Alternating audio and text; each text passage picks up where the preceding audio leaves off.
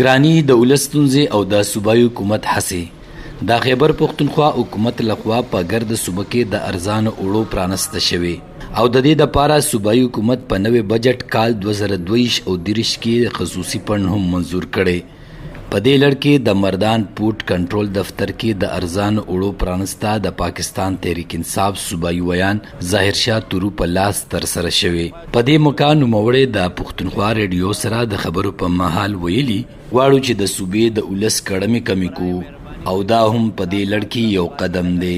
چې کوالټي دو ځایونو کې په دوه طریقو خرابې دي شي. یو کوالټي به داسې خرابېږي چې کله دا مونږ تاسو ته وایي چې یو ریشو ده چې په هغې به دا ریشو چې دا د کافي ډیلیبریشنز نه پس د کافي تحقیق نه پس هغې یو ریشو ایښې ده چې دا به عوام خلکو ته قابل قبول اوړه چې کمی د خوراک دپاره. یو خلک وایي چې بلکل سپین اوړي، هغه بلکل سپین اوړه دا ځکه نشي کېدی چې دا بیروني اوړه چې دا ډېر زیات سپین نه نو هغې د وجې نه چې د دې 70% کله ته کې دې کې چې کومه دا چې کومه دې کې خرابي ده هغه څه ده هغه دا ده چې کله فلورمل خلک او افسران یو بل سره ملو شي او بیا الته کم اوړه چې هغې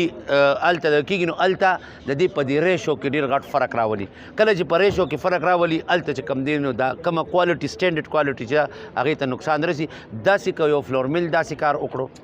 یا سرکاري افسرانو هغې سره ملي د هغې خلاف به سخت ایکشن اخیستی شي. وزیر خوراک صاحب او وزیر اعلی صاحب ما ته پخپله ویلي دي د ارزان اوړو بیا د 10 کیلو تروړې 10 کم 1500 ولې د 10 کیلو تروړې نرخ د حکومت لخوا 980 روپۍ مقرر شوی.